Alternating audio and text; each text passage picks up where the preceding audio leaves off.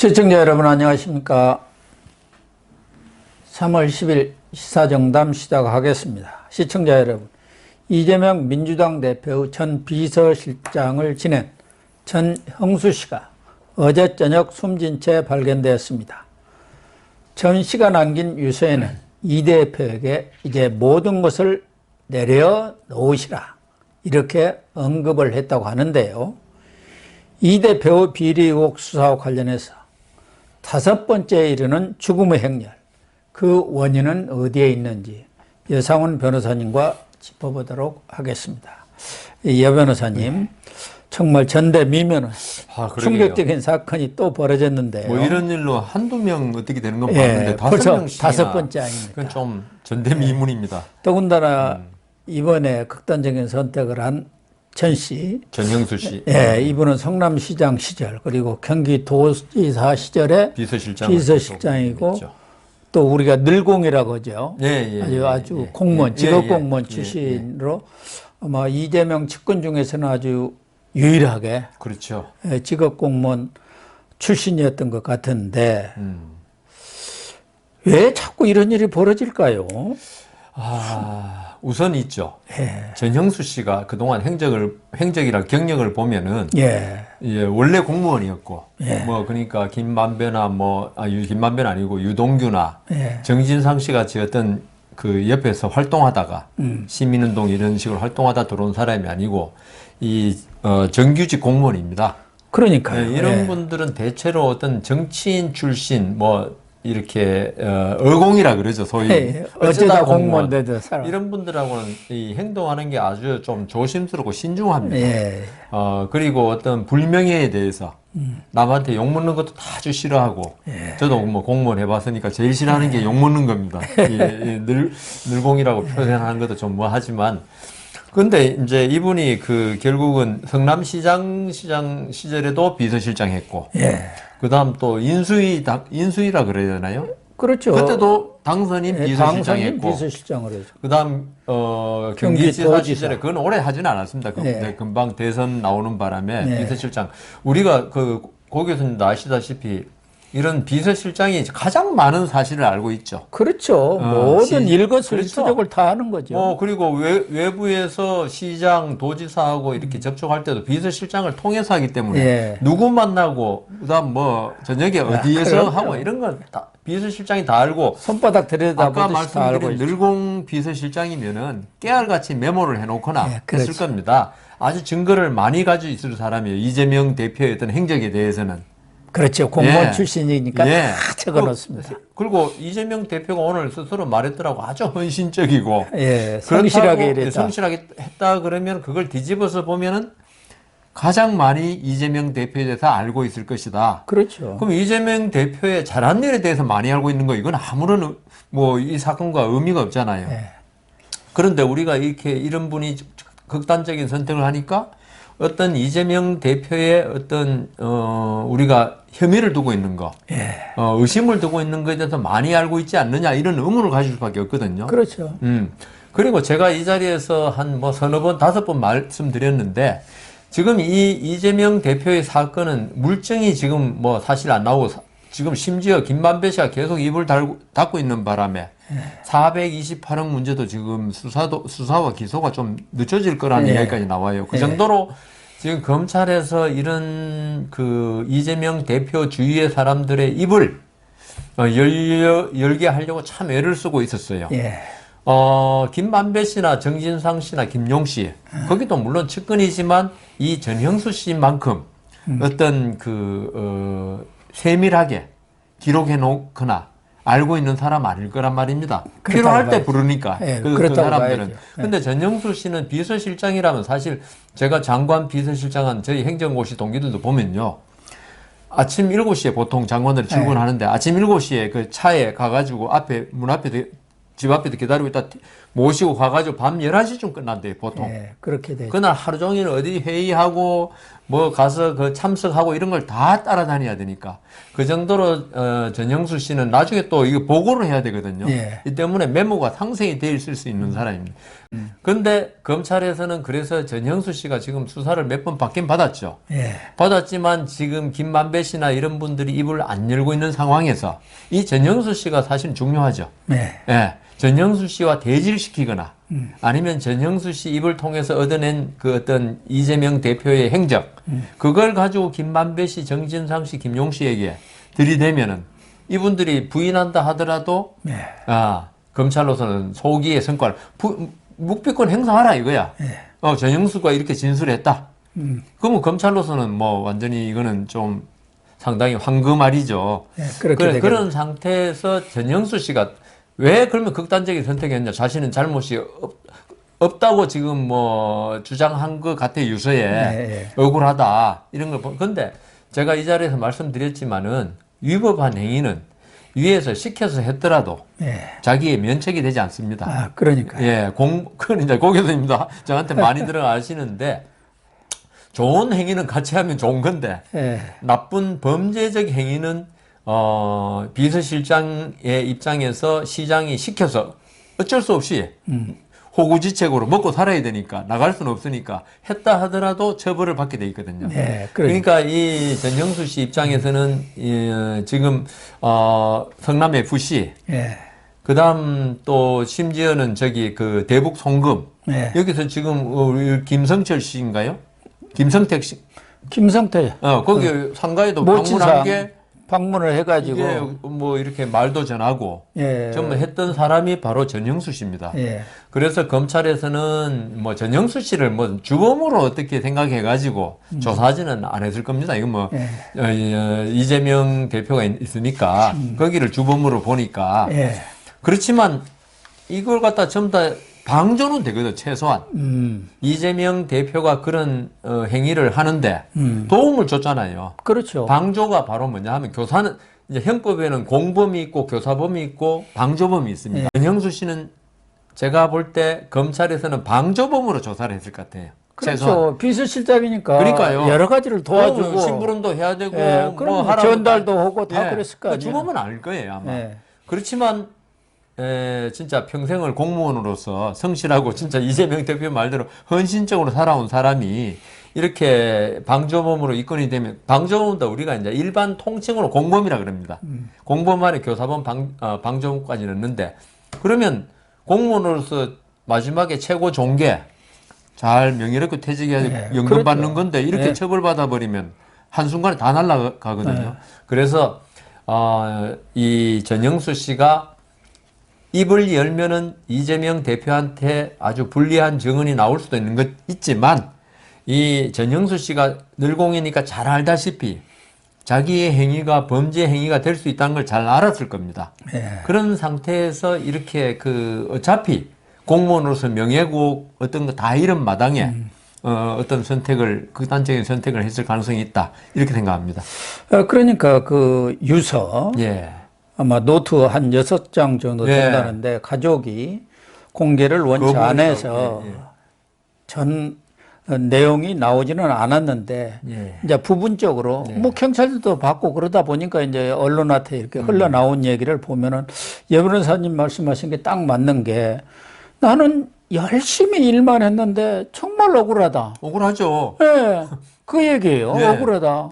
공범이 돼버린 거예요. 그러니까요. 뭐 방조범이 됐든. 물론 형은 작겠지만. 어쨌든. 또 하나는 집안이 풍비 박살나 버렸다.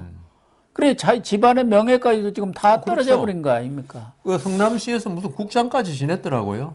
아니, 정책기획국장이면 제일 아주 핵심 시장의 핵심이죠. 행정기획국장. 능력도 인정받고. 수정구청장도 있고, 행정기획국장도 있고, 비서실장에다가 나중에는 이제 GH라고 경기도시주택공사 문제가 지금 되고 있죠. 경영기획본부장 그리고 사장 직대까지 하고 이랬어요. 또 하나는 지금 알려진 것은 이재명 대표 언급이 있는데 이제 모든 것을 내려놓으십시오. 정치 내려놓으세요. 다 내려놓으십시오. 더 이상 희생이 없어야 합니다. 이런 말을 남겼다는 거예요. 그래서 저는 그래서 그걸 오늘 아침에 봤는데 두 가지로 해석될 수 있겠더라고요. 정치 내려놓으세요. 이거는 이재명 대표가 줄기차게 주장한 정치 탄압이라는 어떤 그 말하고 조금 맥락이 닿아요.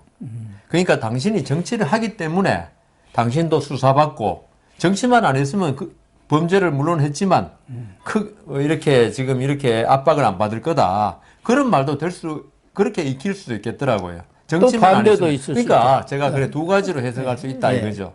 당신이 정치하면서 계속적으로 없는 살림에 정치하려다 보니까 어떤 많은 곳에 부정한 돈에 손을 댔을 가능성, 그걸 언급한. 그러니까 두 가지로 다 해석할 수 있어서 그리고 또 나중에 고 교수님 물으실지 모르겠지만 검찰의 어떤 압박, 그것도 이야기했어요. 네. 그것도 또 두 가지로 해석할 수 있어요. 어떻게 보면은 이재명 대표가 줄기차게 주장한 정치 탄압 수사, 정적 수사, 예, 그걸로 본다면은 없는 제도 만들어가지고 맨날 하는 이야기 그거 아닙니까? 그게 억울하다 이렇게 익힐 수도 있고. 그런데 저는 그거는 옳지 않다고 생각하는 게 있죠.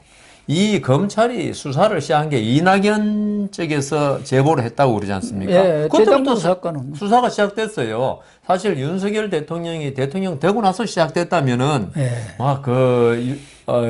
사실관계가 어떻든 간에 이재명 대표의 말이 조금 그 일리는 있다고 볼 수 있는데 이거는 본래 시작이 이낙연 전 총리 측에서 제기해가지고 그때는 수사가 전부 다 친문 검사로 흐지부지 하다가 다 덮어버렸죠. 예, 그때 수사가 흐지부지 했다는 거는 그때 저희들이 그랬잖아요. 이거는 뭐 딱 봐도 견적이 나오는 사건인데 이렇게 흐리멍텅하게 결론을 진다는 게 이상하다 했는데 이게 없는 죄를 만들기 위해서 윤석열 대통령이 취임해서 새로 수사가 시작된 게 아니거든요. 그래서 그런데 이걸 검찰의 압박 이거는 어떻게 보면요. 자기 죄가 없으면은 진짜 깨끗하면은 검찰이 아무리 압박해도 이건 뭐 압박을 느낄 특히나 전영수 씨는 있죠. 아까 제가 말씀드렸잖아요. 전영수 씨도 제가 볼 때는 요새 변호사가 뭐 엄청나게 많으니까 다 알아봤을 거란 말입니다. 내 역할이 이 정도고 내가 이렇게 했는데 내가 뭐 구속되겠냐. 왜냐하면 그 피의자라 그러나요? 범죄 혐의자들 제일 관심은 구속 여부입니다. 나중에 처벌받을 때 뭐 집행유예 받는 거 이건 둘째치고 그럼 물어보면 이건 제가 볼 때 전영수 씨는 절대로 구속 안 되는 절대로는 아니지만 거의 구속 가능성이 없는 정도의 가담자다. 알고 있을 거라고요. 그다음 그 본안 재판을 그러니까 형사 재판을 받아도 그 집행유예 정도예요. 그래서 그 전영수 씨가 만일에 이런 아무런 이재명 대표의 그 가담이나 이런 거 볼 때 자기가 떳떳하게 방어할 수 있었다면 있죠. 검찰이 압박이라고 할 수 없어요. 제가 볼 때는 그 압박이라고 말하는 거는 이재명 대표에 대해서 계속 그 진실을 말할 것을 검찰이 추궁했을 거예요. 그러니까 그게 가장 큰 심리적 압박 아니었겠습니까? 그리고 이재명 대표가 저는 이번에도 모르는 사람이라 그럴 줄 알았지만 이번에는 잘 알더라고요. 비서실장을 어떻게 모른다고 합니까? 그래도 이재명이 김문기도 모른다고 그러는데요. 뭐 같이 골프 3명이 쳤는데. 그런데 그렇다면 저는 전영수 씨는 어떤 항상 공무원들의 어떤 순진함 이런 거 있잖아요. 이재명 대표를 진짜 충성으로 모셨을 것 같아요. 그리고 그렇겠죠. 발탁이잖아요. 비서실장 발탁은 나중에 뭔가 큰 자리를 줘요, 보통. 그렇게 되죠. 그리고 경기지사까지 하면은 진짜 충성심을 가질 수 있어요. 이 전영수 씨는. 아마 어쩌다 공무원 된 분들은 있죠. 주군이 어떤 말을 해도 반신반의입니다. 항상 배반할 수 있고 고 교수님이 정치판을 아시니까 그렇잖아요. 거기는 이해관계에 따라서 뭐 언제든지 유동규 씨도 보십시오. 그도 의공 아닙니까 일종의. 그러니까 뭐 이해관계에 따라서 당장 그 태도를 바꿀 수 근데 처음부터 공무원 한 사람도 그럴 만한 배포가 없어요. 배짱이. 그리고 이 전영수 씨는 이재명 성남시장 또 경기지사 와서도 4급으로 승진을 시켰고 또 부의사관까지 승진을 시켜줬으니까 아주 그냥 모든 것을 다 바쳐 충성을 하는 사람. 그래서 전영수 씨도 이 이재명 대표에 대해서는 있죠. 범죄를 갖다가 말하는 게 아니고 어떤 충성심을 가지고 있을 수 있어요. 그렇기 때문에 검찰에서 전영수 씨한테 어떤 이재명 대표에 대해서 어떤 진실을 털어놓으라고 그랬을 때 아주 갈등을 했을 겁니다. 예, 이분은 예. 나 살기 위해서 그냥 다 털어놓겠다. 이것도 안 되는 분일 거고 예. 그러다 보니까 그걸 검찰의 압박으로 생각했을 거예요.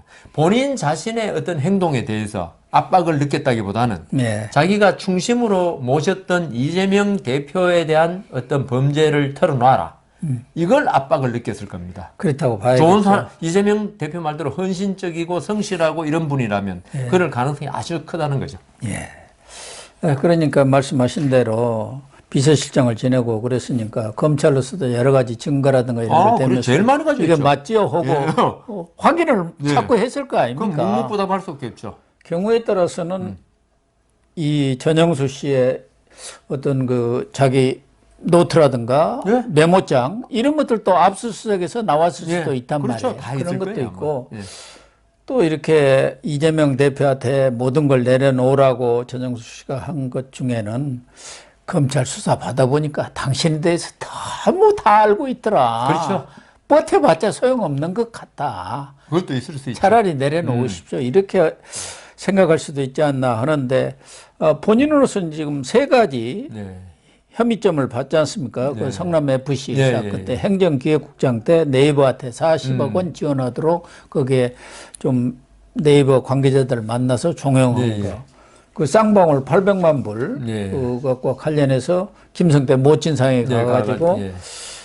그 남북 경협 합의서가 이루어진 데 대해서 축하의 뜻을 전하고 남북 관계 사업에 보험이 됐으면 좋겠다. 이런 얘기를 이제 상방 네. 관계자다 한 것은 자기 얘기가 아니잖아요. 예, 예. 뭐 비서실장이 그러니까 지금 자기가 무슨- 이재명 지사의 네. 메시지라고 봐야 할 그렇죠. 테고 그게 이제 하나가 있어서 그게 이제 최근까지도 오르내렸지 않습니까? 예, 예. 세 번째가 이제 경기주택공사 그 합숙소라고 예. 2402호. 예. 2401호가 이재명 집이고 2402호가 바로 그 합숙소란 말이에요. 예. 그런데 그때가 바로 이 경기주택공사 경영기획본부장으로 사실상 이런 일을 총괄하고 있는 사람이에요. 그러니까 상식적으로 보면은 예. 합숙소를 이 도지사 자택 예, 바로 옆에다 바로 앞에. 얻을 리는 예. 없지 않습니까? 비서실장을 했기 때문에 지사 집이 어디라는 거 다 아는 건데 그래서 지금 이 부분에 관해서 그동안 초밥이 뭐 몇십 분, 20인분이 갔다 들어가고 그랬죠. 샌드위치가 뭐 샌드위치가 30 들어가고. 못 들어간 거 이런 네. 것들이 네. 결국 이게 대선 비밀 아지트 아니었느냐. 그러니까 이 부분에 관해서도 실토하지 않을 수 없는 그런 상황까지 몰린 것 아니야. 그러니까 그 40억 문제, 예. 성남 FC, 그다음 쌍방울 문제 있죠. 이거는 어떻게 그 말을 계속 묵묵부답하고 버틸 수 있는 여지가 있어요. 네, 그렇죠. 이거는. 그런데 아까 말씀하신 그 2402호. 2402호 문제는 있죠.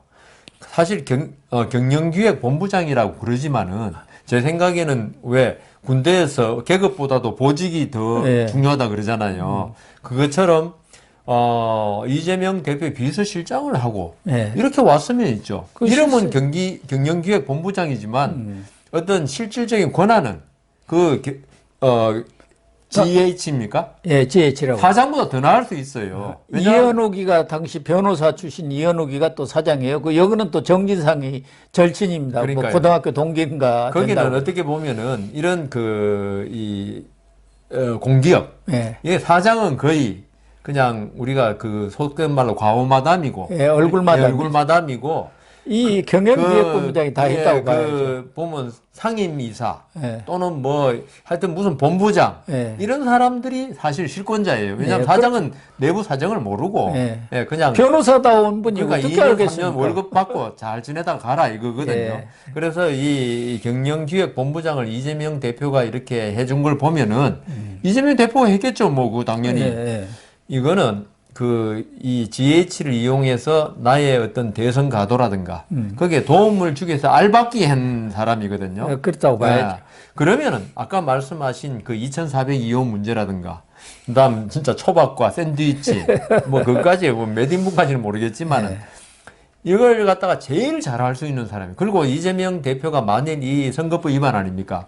그걸로 지금 조사받고 있잖아요. 예. 하고 있다면은 가장 이 선거법 위반 부분에 대해서는 이 전형수 씨가 사실은 제일 중요하고 하기 때문에 이재명 대표가 자기 신복 중에 신복이라고 할. 예. 물론 정진상 씨는 다른 신복이고요. 예, 그렇죠. 예, 그거는 다른 측면의 신복이고 전영수 씨는 진짜 실무적인 일. 예, 실무. 이런 걸 갖다가 완전히 이재명 대표를 위해서 저 같으면 제가 전영수 씨 정도 되면 목숨을 바칠 수도 있겠습니다. 예. 왜냐하면 이 정도로 이렇게 이재명 대표가 비서실장 발탁이죠. 그거 저도 공무원 해봤지만 그거 아무나 안 해줍니다. 그거. 예. 가장 믿을 수 있는 사람. 왜 그 일반 자영업 비슷한 조그만 회사의 격리부장, 격리실장은요, 돈을 만지기 때문에 어떤 사장의 가장 신복을 시키거든요. 그렇죠. 그 직급은 격리부장 이런 게 불과해도 예. 정말 신복 중에 신복 이런 걸 시킵니다. 그것처럼 이 전영수 씨가 한 이 본부장이라든가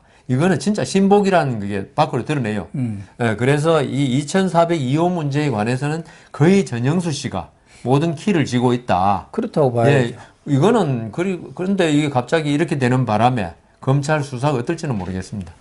그러니까 엄청난 스트레스, 예. 또 마음고생을 많이 했다. 이게 이제 지인이라든가 네. 가족들의 얘기란 말이에요. 그러니까 전영수 씨 입장에서는 털어놓지 않을 수 없을 정도로 검찰에서 증거를 가지고 압박을 네? 하니까 결국은 본인이 극단적인 선택을 해서 그냥 그렇게 되면은 결국은 묻혀버릴 수밖에 없지 않습니까? 묻혀버릴지 않을지는 잘 모르겠지만은 본인으로서는 그렇죠. 주군을 자기 입장에서는 지킨 주군을 배신할 수는 없다. 예. 그렇게 생각할 수도 있는데 이재명 대표는 마침 또 오늘 수원에서 현장 최고위원회를 열었어요. 자기로서는 이제 민생 행보에 나선다 하면서 이렇게 했는데 이런 어떻게 보면 본인한테는 큰 악재가 터졌는데 이게 이제 본인의 책임은 아니고 검찰의 가혹 수사, 압박 수사 때문에 그렇고 검찰에 미친 칼 절대 용서할 수 없다. 이렇게 하면서 아니, 수사를 당하는 게 그게 뭐 내 잘못이냐 이렇게 얘기를 하고 있어요. 그러게요. 그 이재명 대표가 참 멘탈이 강하다. 이런 걸 다시 한번 느끼는데요. 그 일반 재벌들 왜 횡령 수사하다가 예. 뭐 뇌물도 밝혀내고 뭐 이런 거 있죠. 거기서는 검찰의 압박 때문에 사실 뭐 예전 정권에서 몇 분이 극단적인 선택을 한 거 있어요. 정몽원 씨도 있었고, 그 대우중공업입니까? 남모 사장도 있었지만은 이재명 대표가 지금 169석까지는 거대 야당 대표입니다. 그리고 이재명 대표가 또 어떤 사람입니까? 좀 전에 말씀드린 대로 멘탈 갑에다가 그다음 변호사고, 그다음 뭐 낙선했지만 진짜 야권에 그때 당시까지는 이재명 대표가 대권을 거머쥐리라고 추측까지 했던 사람에 대해서 검찰이 수사할 때 있죠. 압박 그렇게 심하게 못합니다. 아무 증거도 없이 니제를 네가 알렸다 하면서 조선시대에 왜 뭐 곤장 치는 거 있지 않습니까? 고문가하고. 그리고 제가 지금 말씀드렸다시피 별로 증거도 없으면서 오로지 진짜 말 그대로 정치 보복 탄압 수단으로 말로 계속 그 자백을 강요할 때, 예? 그 다음 너 이거 안 물면 다른 거, 별건 수사라고 그러잖아요. 해가지고 망신 주겠다, 혼내주겠다, 이렇게 할 수 있느냐. 저는 못한다고 봅니다. 지금 검찰이 지금 압박을 갖다가 받았다고 하고 지금 정치 탄압을 한다고 하는 건 있죠. 검찰이 지금 이재명 대표가 모르는 자기가 알 수 없는 증거, 아까 우리 전영수 씨도 지금 압수수색을 했는지는 아직 언론에서 안 나왔으니까 모르겠지만은, 성남시장실은 지금 한 국민의힘 쪽에서 성남시장 맡고 있으니까 어떤 비서실장의 비망록이라는 게 일지 이런 게 다 확보되어 있을 거란 말입니다. 그때 성남시장실 압수수색 했지 않습니까? 다 했습니다. 예. 거기서 아마 엄청난 자료가 있을 거예요. 그걸 갖다 대면서 진술을 하라 그러는 걸 압박이라 그러면 할 말 없는 거죠. 그거는 수사에서 당연한 걸. 수사 기법 아닙니까? 그러니까 그걸 갖다가 지금 이재명 대표는 모르고 있으면 그런데 검찰이 그런 것도 확보 안 해놓고 그냥 피의자들 입만 바라보고 그 진술 안 하면 나중에 다른 강력한 별건 수사로 혼내주겠다. 뭐 이런 거는 정치 탄압 맞죠. 그렇지만 이번 사건은 그 상대가 누굽니까? 천하의 이재명 대표 아닙니까? 거기다가 사실 2014년 이후에 6년간에 얼마나 많은 자료가 축적되어 있겠습니까? 이재명 대표는 모를 거예요, 다. 그걸 갖다 놓고 수사를 하는 데 있어서 전형수 씨도 아마 견뎌내지를 못하고 그걸 압박이라 그랬을 거고 이재명 대표는 전영수 씨가 압박이라 그러니까 자기도 압박으로 따라 나온 것 같아요. 네. 결국 이 사건을 보면은 뭐 국민의힘 쪽에서는 이게 아수라가 영화가 아닌 다큐멘터리가 지금 되고 있다. 또 이재명의 데스노트가 있는 것 아니냐. 이런 얘기가 나오고 있고. 있죠. 그 시대전환의 조정은 의원 예. 좀 쓴소리를 많이 하는 사람인데 한국 정치에서 본 적 없는 죽음의 정치를 멈춰라. 이재명 대표한테 그렇게 요구를 했어요. 그러니까 결국은 이재명 대표 본인은 불체포 특권 뒤에 숨어서 당이라든가 자기 측근들 아랫사람들한테 다 넘기다 보니까 당은 당대로 망하고 아랫사람들은 이렇게 극단적인 선택을 할 수밖에 없는 상황에 몰려있죠. 이재명이 책임을 져야 할 거 아니냐 그런 얘기 아닙니까? 그래서 저는 전영수 씨의 그 이번 선택에 대해서도 뭐 본인이 스스로 극단적인 선택을 지금 한 걸로 지금까지 나와 있으니까 그런데 제 생각에는 이런 거 할 때 왜 우리 이 극단적인 선택을 하는 사람 중에 많은 부분들이 우울증 이런 게 많습니다. 그렇겠죠. 많은데 그러면 이게 순전히 본인의 선택은 아니에요. 우울증이라는 외부 요인이 작용한 거지. 이런 수사를 받다 보면은 압박 때문에 우울증이 걸리고 생기죠. 스트레스가 극심하게 스트레스가 쌓이고 하거든요. 거기다가 이게 과연 5명이나 이렇게 된 걸 보면 있죠. 뭐 이런 말씀은 전혀 제가 이제 뭐 증거를 가지고 이야기하는 건 아니고 워낙 이렇게 진짜 아수라라 그러고 하니까 입장에서 볼 때 어떤 외부의 힘이 작용했을 수, 그러니까 전적은 아니지만은 그러니까 이재명 대표를 보호하고자 하는 세력에 어떤 그게 있을 수도 있다는 느낌이 들어요. 워낙 이 5명이나 이러니까 한두 명이면 뭐 본인들이 이재명 대표 지키기 위해서 그렇다는데 5명의 그 인품이 다 다른 분들 아닙니까? 여기서 그리고 이재명 대표의 어떤 범죄 혐의를 둘러싸고 전부 다 일이 일어났지 않습니까? 그걸 안다고 지금 전영수 씨도 아까 제가 이 초반에 계속 말씀드렸지만은 어떻게 보면 이재명 대표의 어떤 6년간의 2014년부터 2022년까지죠. 그러니까 한 8년간의 행적을 가장 잘하는 사람이거든요. 그렇다면 검찰로서는 증거 가치가 엄청나게 높은 사람이란 말입니다. 그렇죠. 왜 이런 분이 돌아가시냐 이거예요. 그래 이런 거 볼 때 이재명 대표를 지키고자 하는 측에서 어떤 압박을 했을 수도 있지 않느냐. 뭐 극단적 선택을 하라고 압박했다는 건 아니고요. 아니, 극단적인 선택을 한 게 아니라 극단적인 선택을 당한 것 아니냐는 그런 얘기죠. 그런 의문까지. 왜냐하면 이게 한두 번에 계속 반복되니까. 다른 사람도 비슷하지 않습니까? 많은 분들이 그거 좀 이상하다 이렇게 하니까 저는 그 이재명 대표를 뭐 모욕하거나 할 생각은 전혀 없고요.